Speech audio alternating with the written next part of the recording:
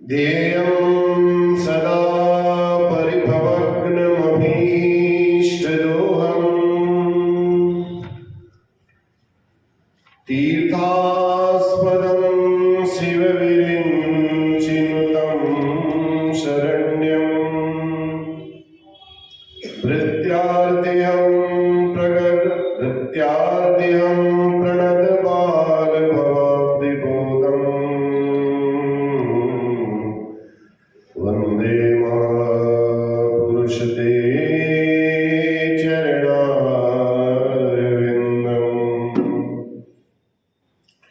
भक्तिभक्त भगवन्त गुरु चतुर्नाम बपुए,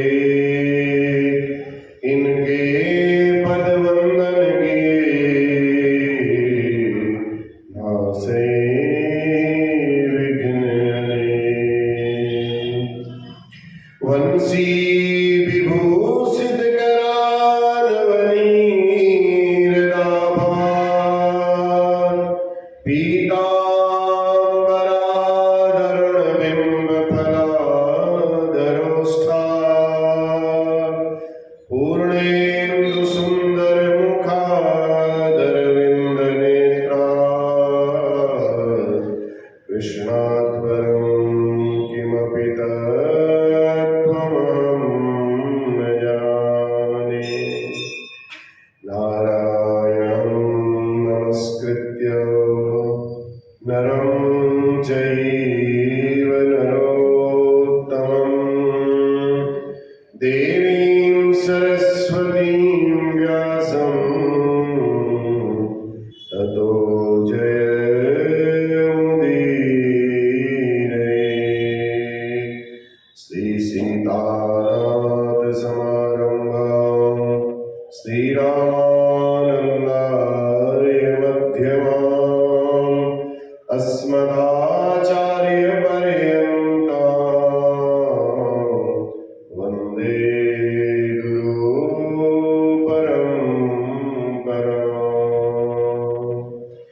जय जय श्री राधा रमण, जय जय नवल किशोर,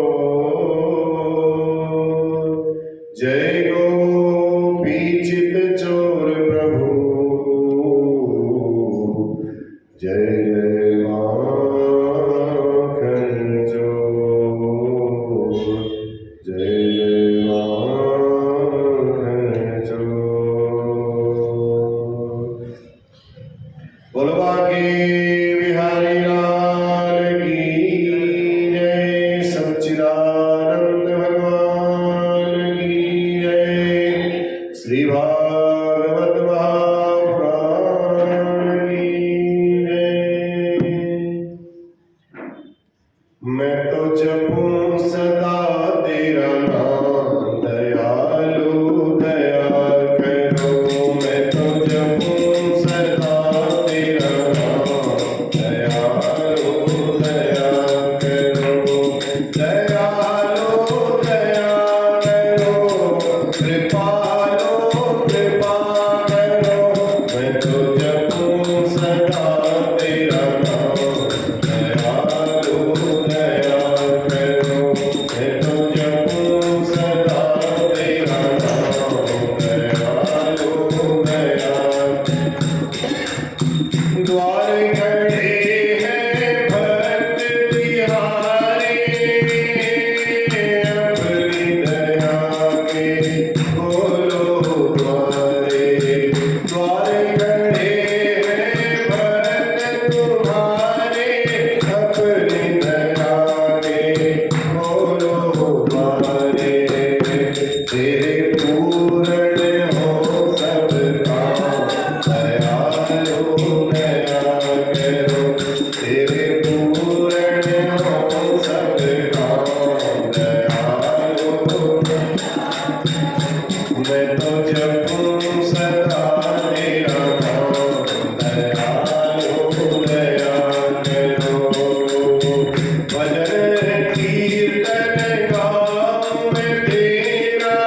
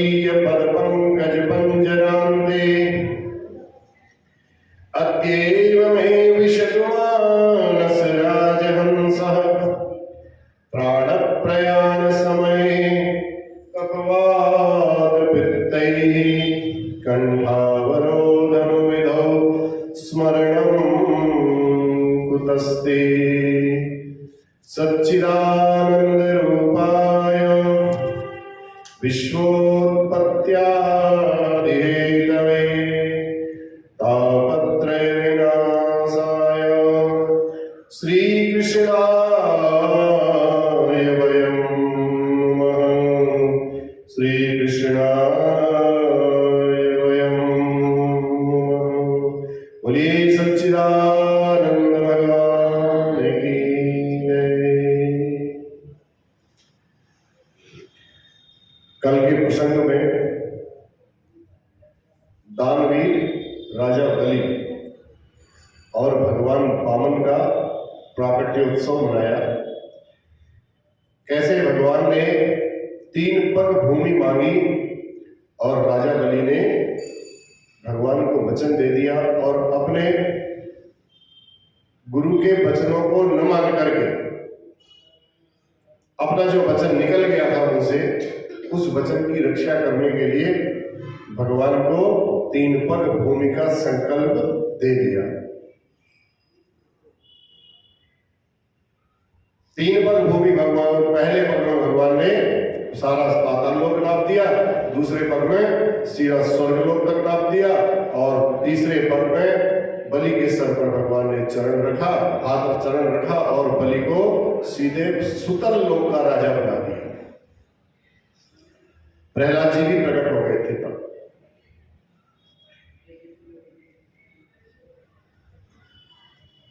तब भगवान ने जन्म कर्म वयो रूप विद्यैश्वर्य धनादि यद्यस्य न भवेत् स्तंभम तत्रायं मदनुग्रह। प्रहलाद जी भगवान जी की स्तुति करने लगे।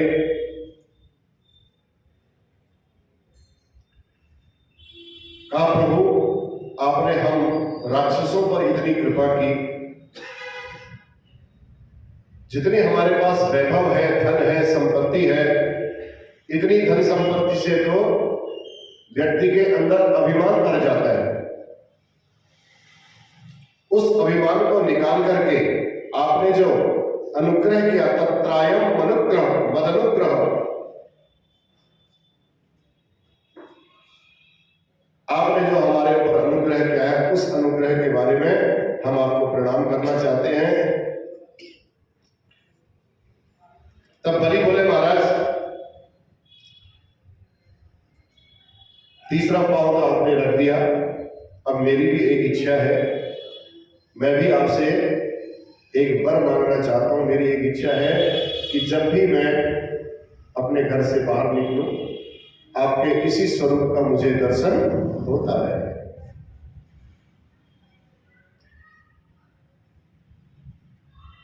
भगवान ने कहा भैया बलि ये बात तो ठीक है, जब तुमने मुझे सर्वस्व अर्पण कर दिया है। देखो जब भगवान को तन मन और धन, 3 पग भूमि क्या है, तन मन और धन, जब तन मन और धन जब भगवान को अर्पण किया जाता तो भगवान फिर उसको अपना लेते हैं, फिर भगवान उसकी चौकीदारी करने की जिम्मेदारी भगवान की हो जाती है।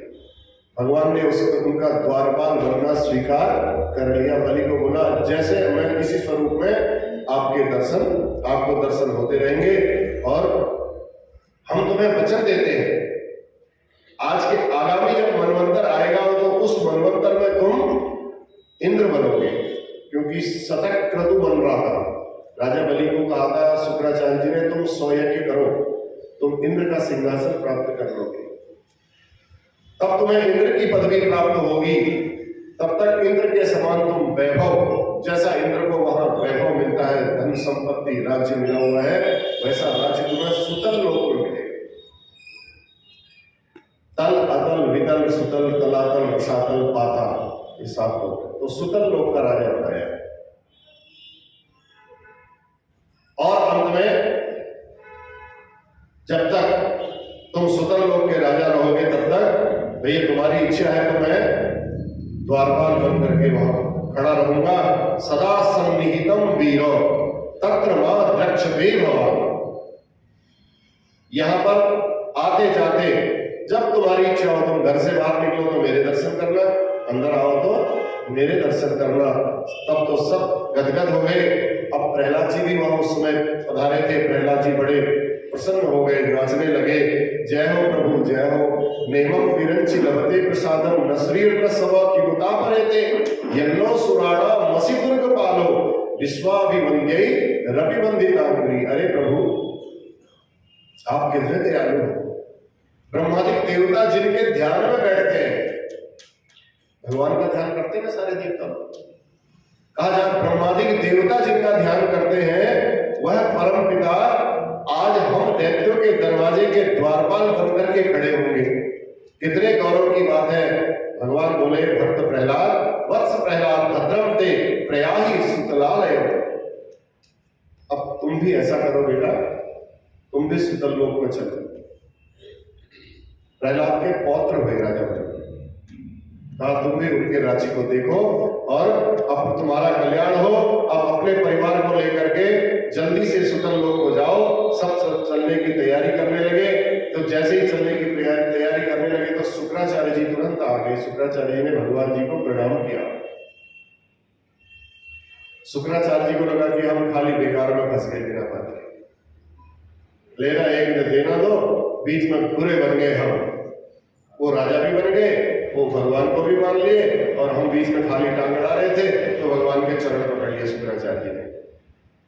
प्रणाम किया, कहा महाराज मुझे क्षमा कर दीजिए, मेरे से बहुत बड़ी गलती हो गई है।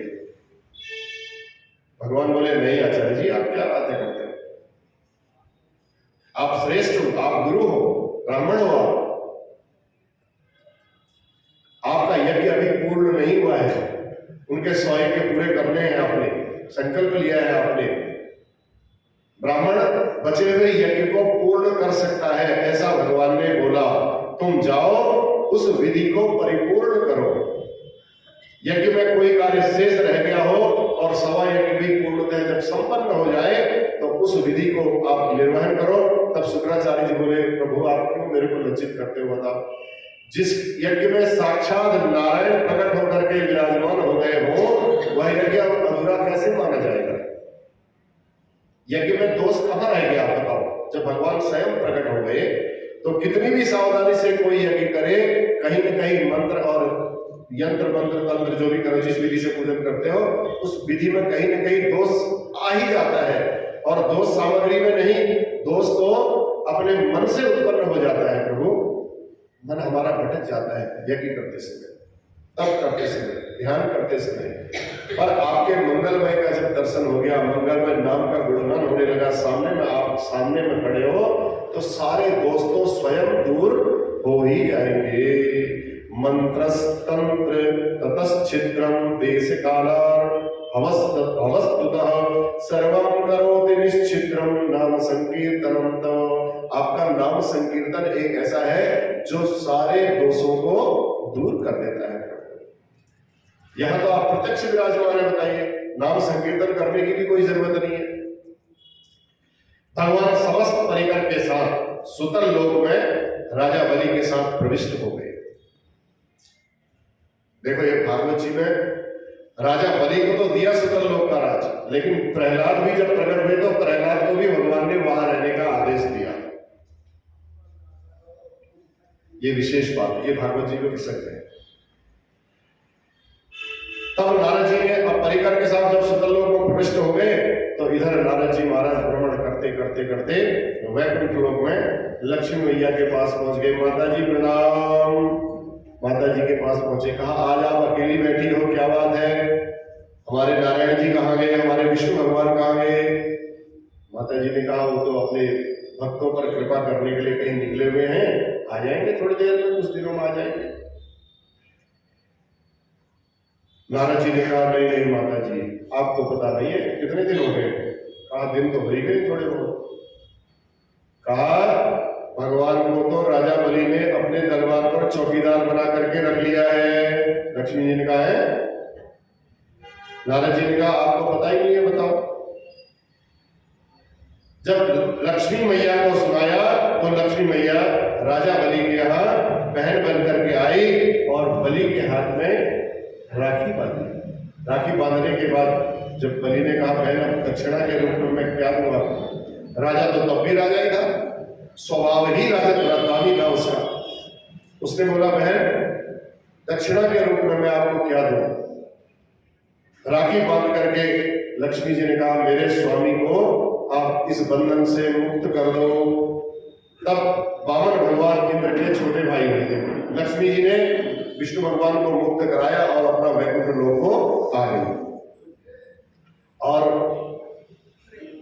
वामन भगवान है, उनका दूसरा नाम है उपेंद्र, इंद्र के छोटे भाई थे, अदिति के गर्भ से आए थे ना, तो अदिति के सबसे बड़े पुत्र हो गए इंद्र, तो इंद्र के छोटे भाई हो गए वामन भगवान, तो इसलिए इनका नाम दूसरा उपेंद्र है। तब सुखदेव जी कहते हैं इस प्रकार राजन परीक्षित भगवान अपने भक्तों के लिए विचित्र अवतार भी धारण कर लेते हैं।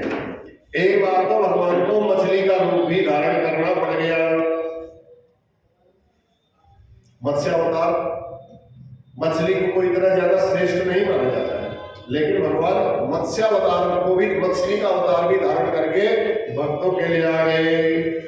सत्यव्रत नाम के एक राजा थे जो नित्य स्नान आदि करके सूर्य भगवान को रोज अर्घ्य दिया करते थे। नदी पे जाते थे और जाकर के लोटे में जल लेते और सूर्य भगवान को अर्घ्य देते थे। सत्यव्रत नाम के राजा, ध्यान से सुनिए। अब एक बार स्नान करने के बाद जैसे ही अपने नित्य नियम करके सूर्य भगवान को अर्घ्य दे देते तो हाथ में अंजलि में ऐसी जल लिया, चाहे लोटे में जल लिया, तो अंजलि में जल लेकर के ऐसे सूर्य भगवान को चढ़ाते, देखा अंजलि में मछली आ गई। जैसे ही अंजलि में मछली आई तो सूर्य हाथ से एक छोटी सी मछली आ गई, तो उन्होंने उस मछली को जल में वैसे ही फेंक दिया। उन्हें जल लेकर मछली उन्हें जल लेने लगे तो मछली तुरंत बोल पड़ी उससे, मछली आ गई फिर हाथ में दोबारा से, फिर जल लिया, फिर मछली आ गई, मछली बोल पड़ी, कहा कथम विस्मृते राजन, क्यों मुझे छोड़ते हो हे राजन, भीतास मस्मिन सरित चले, महाराज आप मुझे क्यों फेंक रहे हो, मैं बहुत भयभीत रहती हूँ, मैं बहुत डरी हुई हूँ, इस जल में बड़े बड़े जीव हैं, वो कहीं मुझे खा न जाए, इसलिए मैं बार बार आपके हाथ में आ जा रही हूँ। राजा को बड़ा कौतूहल लगा, दया जैसी भी आ गई राजा को। राजा ने कहा भैया मछली हमसे बात कर रही है, ये कोई अद्भुत मछली है, ऐसी साधारण मछली तो हो नहीं सकती है। जल सहित उस मछली को राजा ने उठाया और अपने कमंडल में ले लिया, कमंडल में लेकर के डाल दिया। संध्या वंदन आदि से निवृत्त होकर के आए, आते ही देखा मछली इतनी बड़ी हो गई कि कमंडल से भी बाहर को दिखने लगी। अरे राजा ने कहा ये बड़ी विशेष बात, अभी अभी तो मैं लेके आया हूँ, प्रातः काल की संध्या से निवृत्त हुआ हूँ, दोपहर की संध्या करने तक ये मछली इतनी बड़ी कैसे हो गई। कमंडल में नहीं आई, फंस गई मछली। बोल पड़ी महाराज कमंडल छोटा हो गया, मुझे कष्ट हो रहा है, आप मुझे कोई बड़े पात्र में रखिए। भगवान ने बड़ा सा एक टब लिया, उस टब में डाल दिया मछली। सत्यव्रत राजा ने टब में डाला तो मछली ने अपना आकार बढ़ाया बढ़ाया बढ़ाया, उस बड़े टब के बराबर मछली होगी, उससे भी बड़ी हो गई।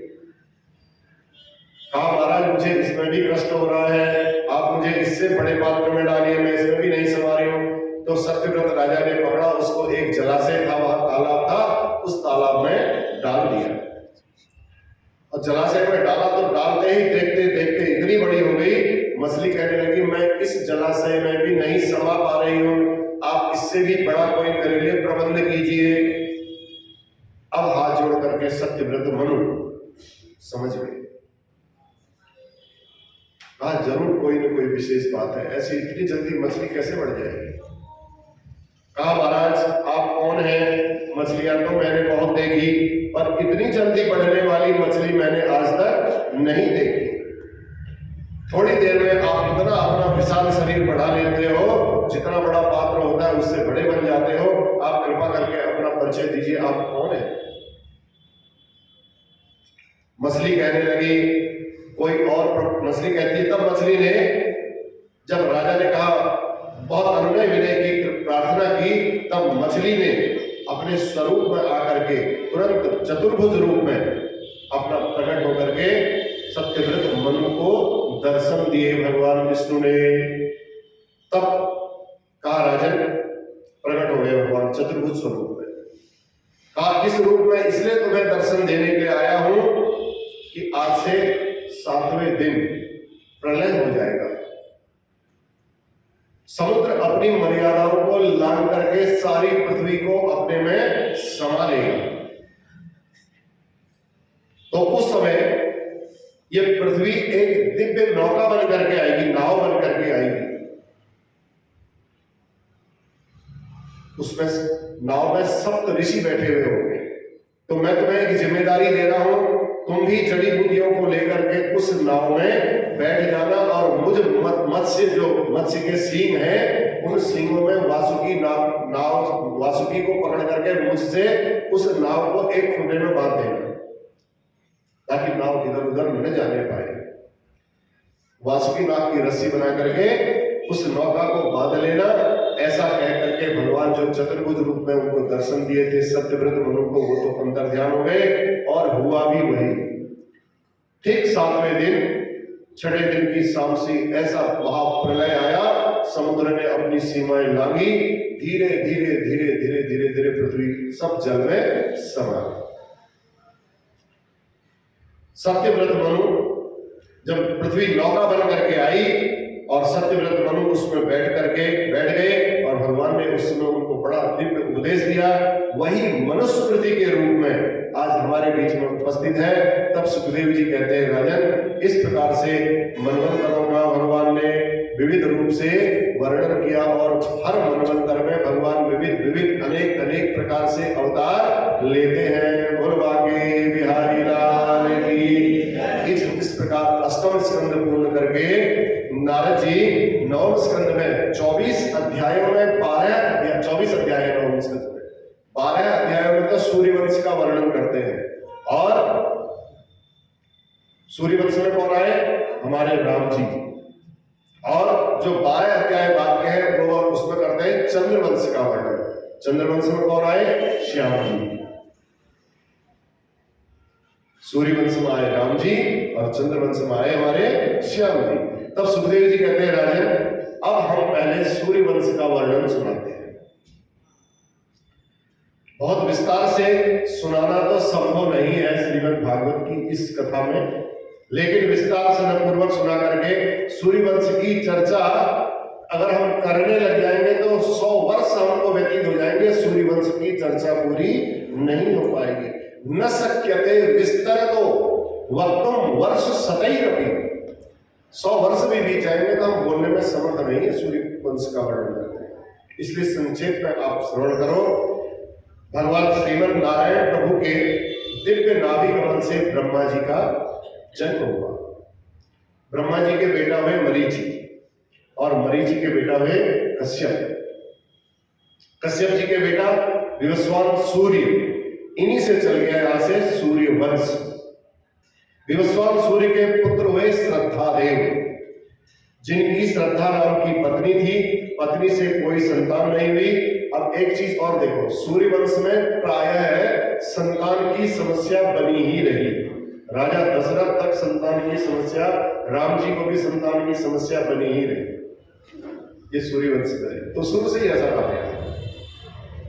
अब प्रारंभ से ये समस्या बनी रही तो मनु महाराज के कोई संतान थे ही नहीं। तो सूर्यवंश के सबसे पहले गुरु कौन है? गुरु वशिष्ठ।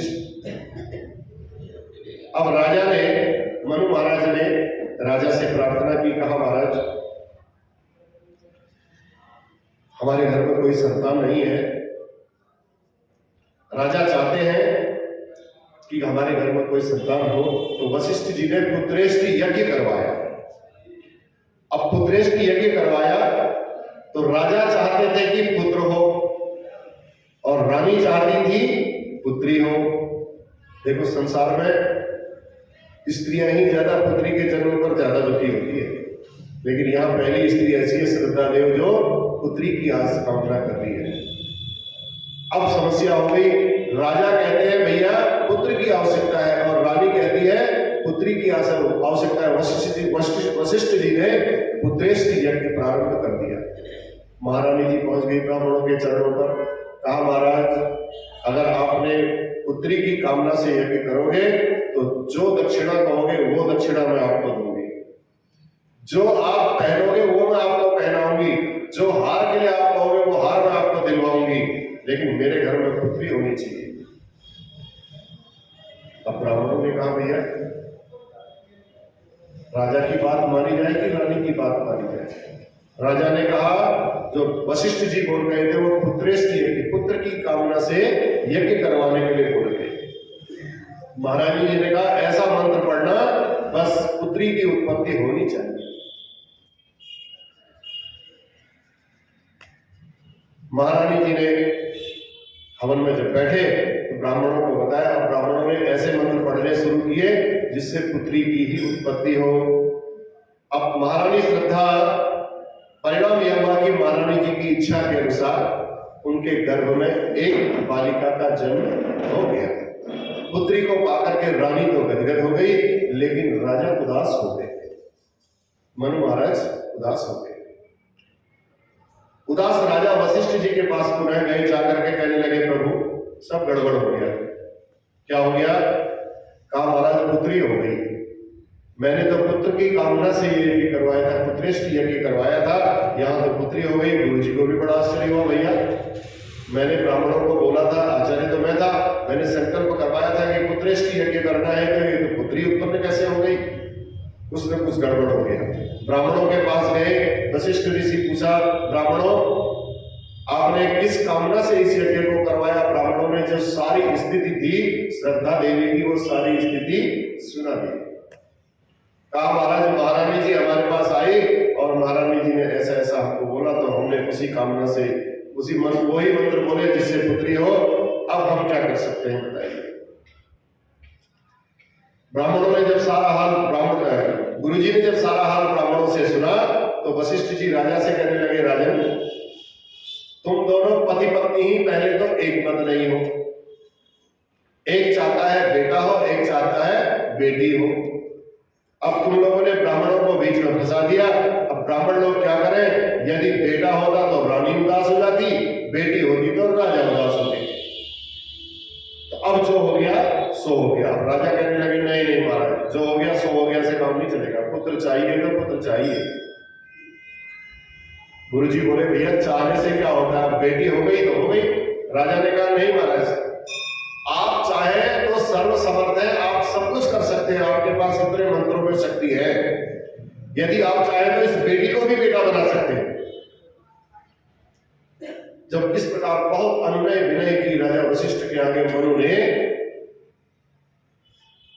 ब्राह्मण थे, उनकी श्रद्धा को देख करके उनको दया आ गई।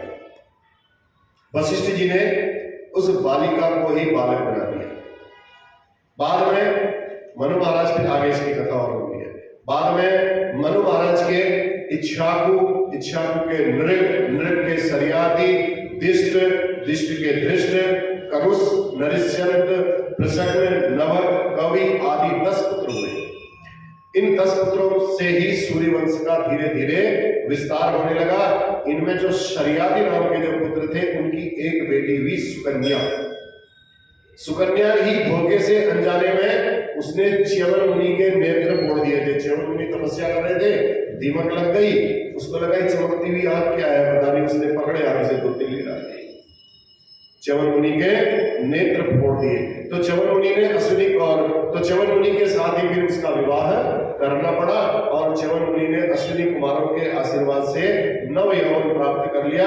इन्हीं शरियाती के वंश में महाराज रेवत हुए। इनके 100 पुत्रों में सबसे बड़ा था ककुदबी, जिसकी उसकी बेटी रेवती थी, और इन्हीं रेवती जी का विवाह बलराम जी के साथ हुआ। सुखदेव जी कहते हैं हे राजन, मनु महाराज के जो दूसरे बेटा थे वो थे नभक के बेटा हुए नाभाग के बेटा हुए परम भागवत अम्बरीश जी महाराज। पर बड़े भक्त थे अम्बरीश जी भगवान के, परम वैष्णव, अनन्य भक्त भगवान के। और अम्बरीश के पास सप्तद्वीपा वसुंधरा के राजा थे अम्बरीश जी।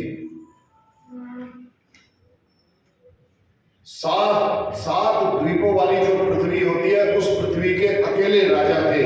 और लेकिन प्रभु की 8 प्रहर सेवा करते थे, अष्टयाम सेवा करते थे। और ऐसे नहीं तू कर दे, ए दुबे इधर आ तू कर ले, ए दुलीचंद इधर आ तू कर ले, ऐसे नहीं, अपने आप लगे रहते थे अपने हाथ से सेवा करने। राजा होकर भी अपने हाथ से सेवा करने में लगे रहते थे महाराज अम्बरीश। सुनिए कथा। सवै मनः कृष्ण पदारविंदयोर वचांसि वैकुंठ गुणानुवर्णने करौ हरेर् मंदिर मार्जनादिषु श्रुतिं चकाराच्युत सत्प्रतोदये।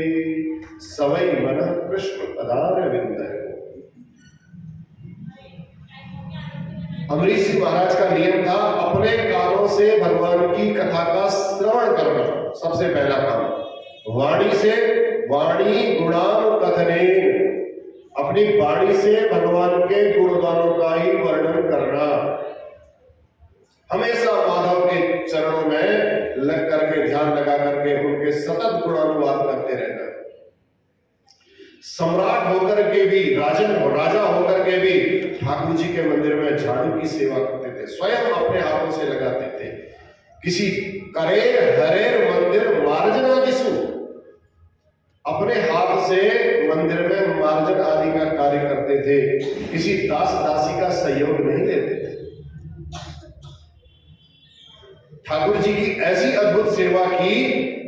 और तो और गेहूं जो भी लाते थे, गेहूं को बीनते भी खुद थे, कहीं दूसरे बीनने वाले से कहीं जल्दीबाजी में कोई कपड़ा न छोड़ जाए, ऐसी बनती थी। अच्छा बीन लिया, बीन लेने के बाद ऐसा नहीं कि इतने सेवक है ठाकुर जी के भोग के लिए स्वयं चक्की में जाएंगे, उस गेहूं को डालेंगे, स्वयं पीसने लग जाते थे अम्बरीश महाराज। चक्की चलाते चलाते चलाते उनको पसीना आ जाता था। एक बार पसीना आया, अचानक पीछे से तीव्र सुगंध सी आई और शीतल मंद सुगंधित हवा पीछे से चली, तो पीछे मुड़ करके देखा अम्बरीश महाराज ने स्वयं ठाकुर जी अपना पीला दुपट्टा लेकर के पीतांबर से अम्बरीश के लिए हवा कर रहे हैं। बिहारी लाल की। अरे अम्बरीश महाराज ने देखा तो चरणों में लिपट गए प्रभु के। जय हो प्रभु, जय हो, आप ऐसी लीला कर रहे हैं। अम्बरीश ने देखा, महाराज हम तो आपके दासानुदास हैं, दास भी नहीं है, हम दासानुदास हैं। आप हम किंकरों की, हम दासानुदासों की ऐसी सेवा कर रहे हैं महाराज, हमें उचित नहीं लगा ऐसा। आप हमारी सेवा करें, हमें आपकी सेवा करनी चाहिए थी प्रभु, और आप हमारी सेवा करने के लिए यहाँ पहुंच गए। भगवान बोले भैया तू इतना बड़ा सम्राट होकर के, राजा होकर के चक्की चला रहा है, और क्या मैं तेरे लिए हवा भी नहीं कर सकता हूं तेरा पसीना सुखाने के लिए? बता कैसी बातें कर रहा है। भगवान ने अम्बरीश से कहा, ले आज मेरा आशीर्वाद है, ये सुदर्शन चक्र में तुझे दिए देता हूं। मेरा ये नहीं, आज से सुदर्शन चक्र ये तेरा हो गया, क्योंकि तू सतत, मैं देखता हूं मेरी भक्ति में ही लगा रहता है, मेरे भजन में ही लगा रहता है। तेरे ऊपर आज के बाद कोई आपत्ति नहीं, कोई विपत्ति नहीं, कुछ नहीं आएगी। अगर कोई विपत्ति आ गई, कोई आपत्ति आ गई, तो ये सुदर्शन चक्र उसके पहले ही आगे खड़े हो जाएगा, वो विपत्ति वहीं से वहीं निकल जाएगी। तेरे को कवच दे दिया सुदर्शन चक्र। देखो जब भक्त प्रभु को अपना सर्वस्व अर्पण कर देता है, आपको निवेदन सब प्रभु को समर्पित कर देता है, तो प्रभु भी सारी जिम्मेदारी उसकी स्वयं अपने हाथ में ले लेते हैं। योगम क्षेमम वहाम्यहम, योग माने धन, क्षेम माने कल्याण। तुम्हारे धन की व्यवस्था भी प्रभु करते हैं, और तुम्हारे हेल्थ की व्यवस्था, तुम स्वस्थ कैसे रहोगे, प्रभु के हमेशा चरणों का भजन कैसे करते रहोगे, इसकी व्यवस्था भी करते हैं। LIC में भी आप देखोगे ऐसे करके एक चित्र बनाया है, उसमें लिखा हुआ है योग क्षेमम वहाम्यहम। इसका अर्थ यही हुआ, प्रभु कहते हैं तुम्हारे योग और क्षेम की रक्षा मैं करूं। बिहारी लाल की। अब प्रभु ने सुदर्शन चक्र दे दिया अम्बरीश जी महाराज को, इतने अनन्य भक्त। अब एक दिन अम्बरीश जी महाराज ने एकादशी का व्रत था, निर्जला एकादशी का व्रत किया था। अब द्वादशी में पारायण किया जाता है एकादशी का व्रत। अब व्रत का पारायण करने लगे तो महात्मा दुर्वासा जी वहां पधार गए। दुर्वासा जी ने को देखा तो अम्बरीश जी बड़े विनम्र भाव से खड़े हो गए। आइए महाराज, आइए प्रभु जी आइए। दर्शन दीजिए। अम्बरीश जी ने कहा, जब आइए कहा महाराज द्वादशी लगी हुई है, आप प्रसाद भगवान जी का भोग लगा हुआ है, आप उसको पा लीजिए। दुर्वासा जी ने कहा ठीक है, हम अवश्य पाएंगे। इस समय थोड़ा हम संध्या वंदन करके आते हैं, स्नान करके आते हैं, लौट करके फिर आते हैं। ऐसा कह करके दुर्वासा ऋषि वहां से चले गए। अब अम्बरीश जी महाराज दुविधा में पड़ गए। देखो, द्वादशी के तुरंत थोड़ी देर बाद त्रयोदशी लगने वाली थी। अब एकादशी का पारायण किया जाता है द्वादशी में।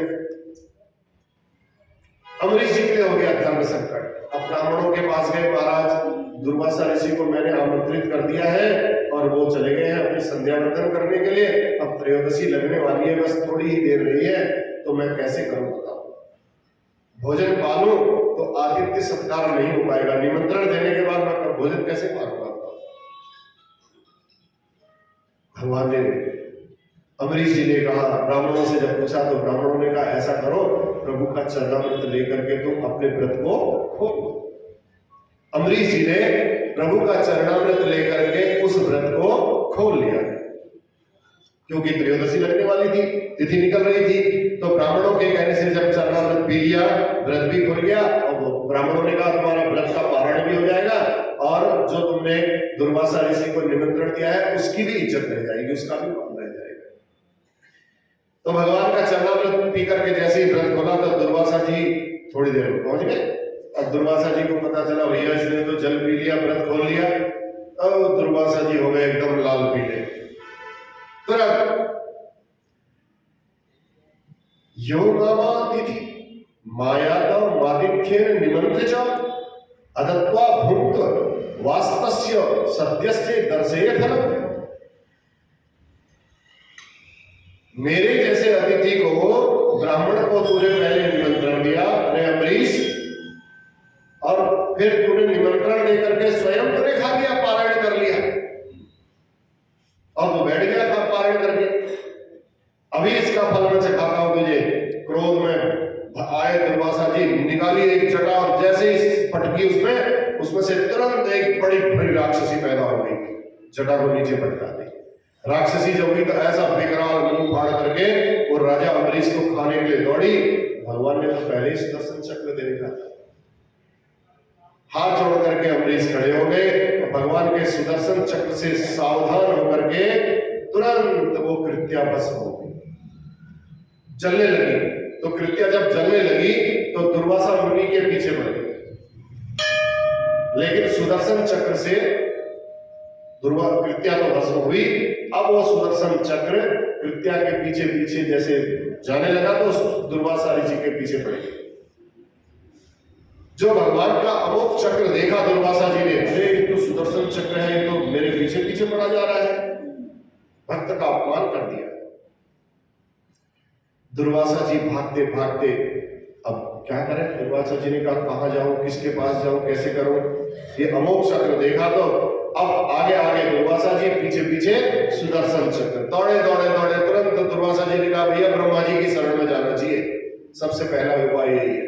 ब्रह्मा जी की शरण में गए, ब्रह्मा जी से कहा प्रभु प्रभु मैं बहुत, मेरे पीछे सुदर्शन चक्र पड़ा है, आप मेरी रक्षा करिए, ये सुदर्शन चक्र मुझे मार देगा, प्रभु रक्षा। ब्रह्मा जी ने बोला भैया सुदर्शन चक्र का नाम सुना तो ब्रह्मा जी घबरा गए। ब्रह्मा जी ने दुर्वासा को भगा दिया, कहा यहां से जाओ, मेरे बस की बात नहीं है, आप भगवान शंकर के पास जाइए, शंभु जी के पास जाइए, भोलेनाथ के पास आप जाओ, मैं तो। अब भोलेनाथ जी भगवान शंभु की शरण में गए। अम्बरीश वहां से भागते भागते भागते कैलाश पर्वत पर पहुंचे।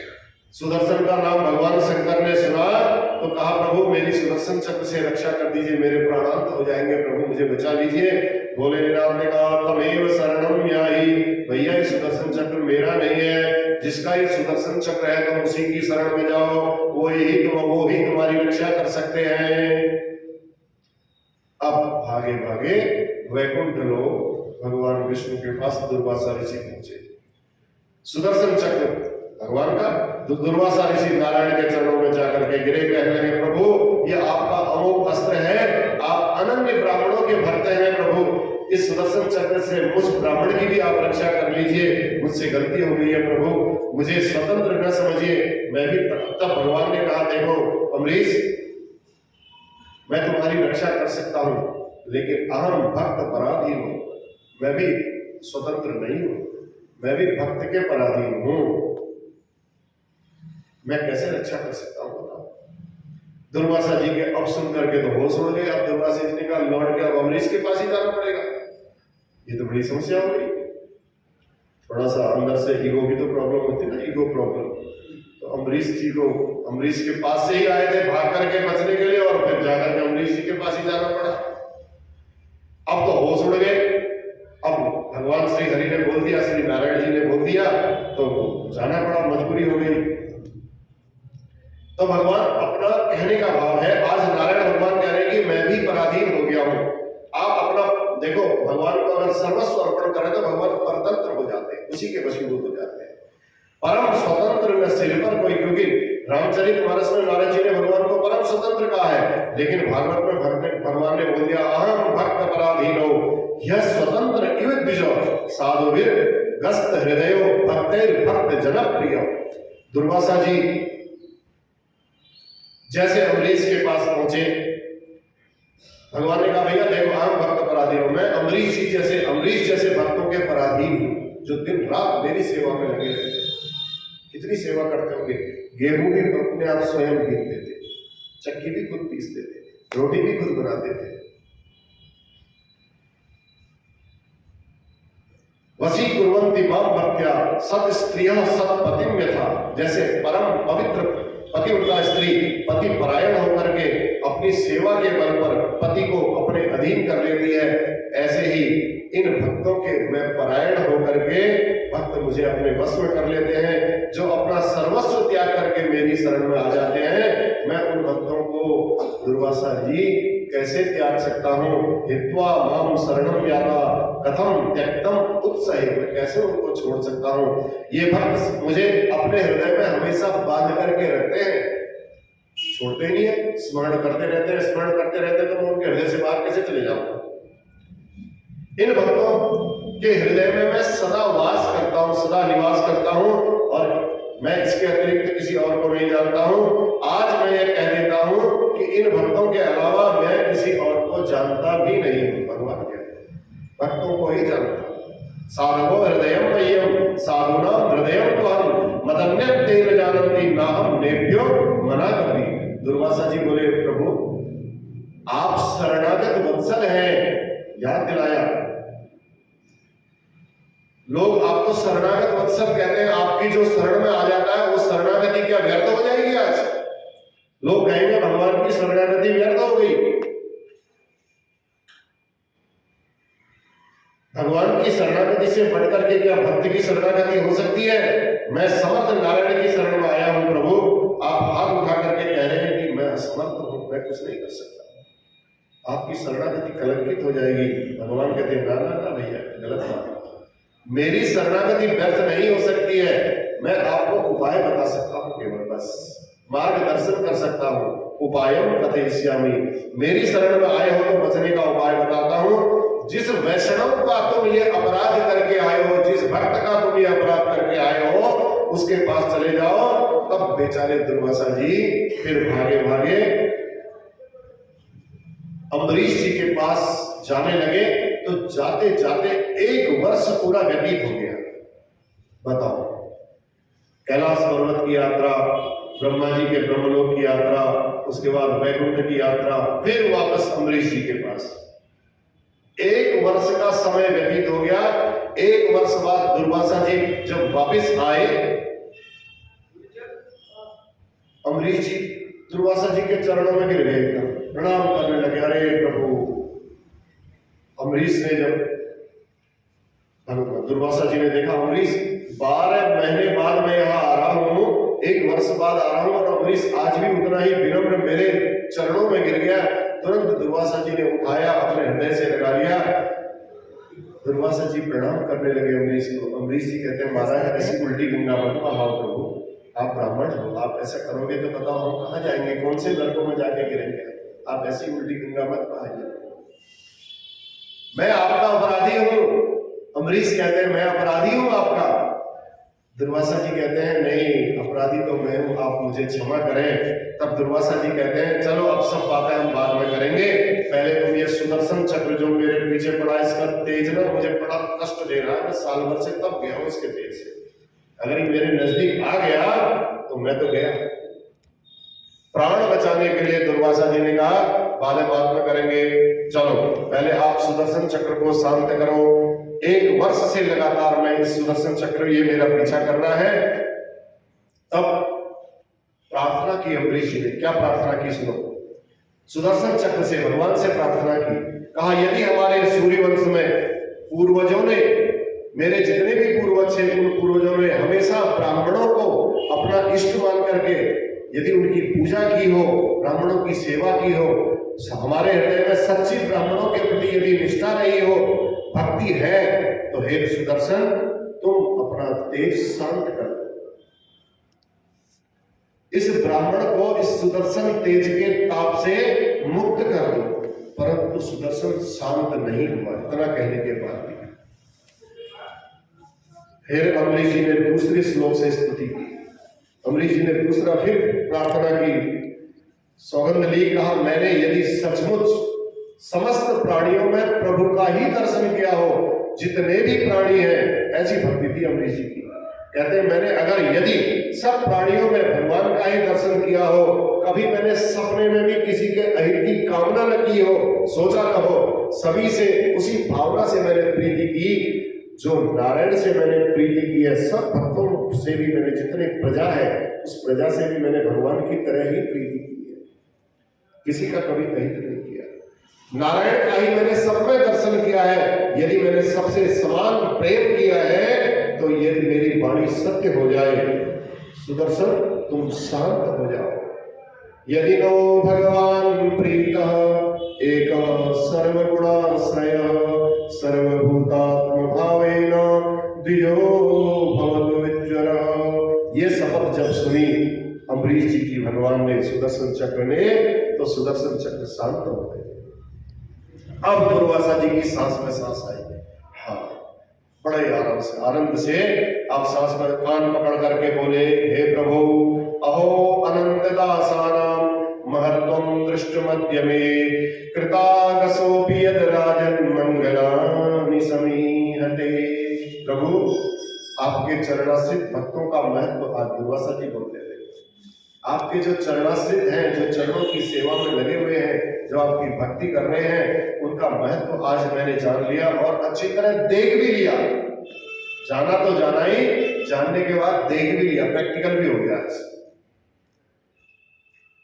अम्बरीश महाराज हाथ जोड़ करके बोले, महाराज अब चल करके प्रसादी ग्रहण कर लेते हैं। दुर्वासा जी ने कहा है अभी तक तुमने प्रसाद पाया ही नहीं। कहा महाराज, दुर्वासा जी बोले, अरे प्रभु, अम्बरीश जी कहते हैं मैंने आपको आमंत्रित किया था, निमंत्रित किया था, मैं कैसे भोजन कर लेता आपके बिना आए, बताइए। दुर्वासा जी ने कहा भैया राम राम राम राम, तो अनर्थ हो गया, तो बहुत बड़ा पाप हो गया मेरे से। हम तो सोच रहे थे कि तुम पा करके बैठे हो, उसी दिन हमने ये सोचा, इसलिए हम क्रोध आ गया हमें। लेकिन 1 वर्ष बीत गया है, तुम इंतजार में बैठे हो कि अब दुर्वासा जी आएंगे संध्या बंदन करके।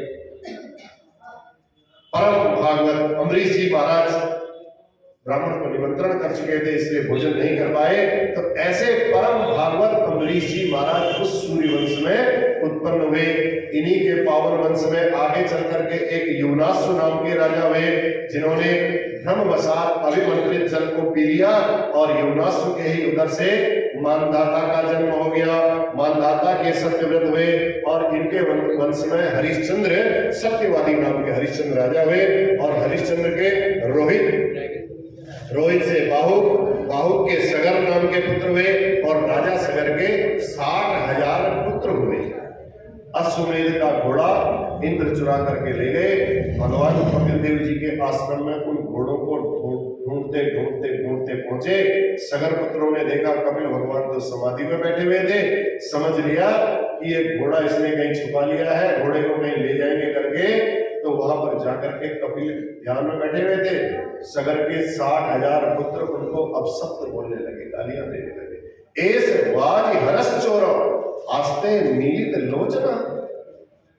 इस पाखंडी को देखो, सगर के पुत्र कहते हैं कपिल मुनि को।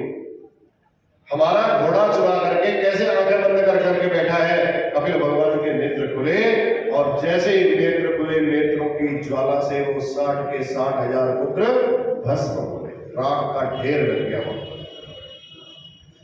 अब उनका उद्धार कैसे हो?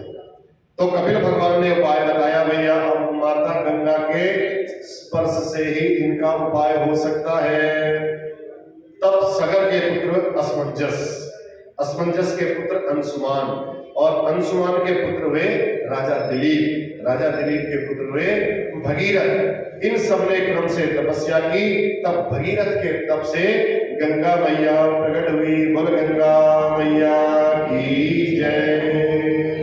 अब गंगा मैया प्रकट हुई तो भगवान शंकर ने जटा ऊपर से जब आई तो जटाओं में गंगा जी को स्थान दे दिया।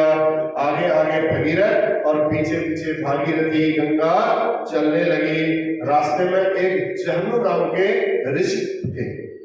जब गंगा जी वहां को ऋषि तप कर रहे थे तो गंगा जी उनकी कुटिया के सामने से आई तो उनकी कुटिया को भी बहा दिया। जहनु बाबा ने क्या किया, इतने क्रोध में आए, उन्होंने पूरी गंगा जी को पान कर लिया, समा गए। फिर भगीरथ ने प्रार्थना की, कहा महाराज मैं अपने वंशजों का उद्धार करने के लिए गंगा जी को लेकर के आया हूं, आप कृपा करके इनको वापस दे दीजिए।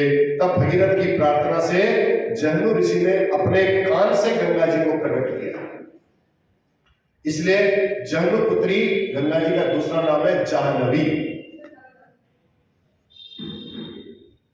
गंगा जी प्रकट हुई और अंत में सगर पुत्रों की जहां वो राख पड़ी हुई थी, भस्मी पड़ी हुई थी, वहां जाकर के गंगा मैया ने जैसे ही अपने जल का स्पर्श किया, सारे के सारे उनके पूर्वज डर गए। यह जल स्पर्श मात्रेण ब्रह्मदंड हतापि सगरात्मजादिवं जगमु केवलम देह भस्म भी। सभी सगर पुत्रों का उद्धार हो गया। तब सुखदेव जी कहते हैं, परीक्षित इन्हीं भगीरथ के वंश में राजा ऋतुपर्ण हुए। अभी राम जी के वंश के बारे में बता रहे हैं, सूर्य वंश के बारे में। ऋतुपर्ण के हुए सौदास के अस्मत के हुए नारी कवच के हुए खडवांग नाम के राजा, और खडवांग नाम के राजा एक मुहूर्त में ही अपना उन्होंने शरीर को मुक्ति पा ली। उन्हीं के हुए खडवांग के हुए दिलीप, और दिलीप के हुए राजा रघु, जिनके नाम से फिर सूर्यवंश के बाद क्या चला, रघुवंश। रघुकुल रीति सदा चली आई, सदा ऐसे नहीं चली आई, वहां से रघु से ये रघुवंश चला। रघु महाराज के हुए अज के बेटा हुए दशरथ, और दशरथ जी के बेटे हुए श्री राम, लक्ष्मण, भरत और शत्रुघ्न लाल जी। श्री सुखदेव जी महाराज ने एक ही श्लोक में पूरी राम कथा सुना दी। गुरुवर्ते त्यक्त राज्यो व्यचरद अनुवनम पद्म पदभ्याम प्रियाया पाणि स्पर्शाक्षमाभ्याम निजित पथ रुजो यो हरिन्द्रा रुजाभ्याम वैरूप्या शूर्पणाख्या प्रिय विरहंसा आरोपितो भ्रू विजृंभ प्रस्ताब्धिर्भक्त सेतु खल दव दहन कौशलेन्द्रो बतांतः। हम भी संतों का ही अनुकरण करते हुए भगवान श्री राम के का चिंतन अपने हृदय में प्रतीकात्मक रूप से स्मरण करते हैं। श्री रामचंद्र जी का चतुर्व्यूह रूप में अवतार हुआ। श्री राम, लक्ष्मण, भरत और शत्रुघ्न, उनकी शक्तियां प्राकट्य हुई। मिथिला नगरी में एक ही साथ एक ही परिवार में इन सबका विवाह हो गया, और हम अपने हृदय भवन में अवध मिथिला में बना करके शक्तियों के साथ चारों शक्तिमान भाइयों को अपने हृदय में विराजमान करना चाहिए उनकी शक्ति के साथ, और राम राज्य की हमें भी अपने अंदर प्रतिष्ठा करनी चाहिए। वो प्रतिष्ठा कैसे संभव है, आइए थोड़ा सूक्ष्म भाव से इसके बारे में चर्चा करते हैं। आज करें, कल करें, चारों भाई की करेंगे, चारों भाइयों और उनकी पत्नियों के बारे में कल करेंगे। थोड़ा समझ में है, काल कर लेंगे। बोलवा के बिहारी लाल की, राजा रामचंद्र महाराज की, श्री भागवत भगवान की जय।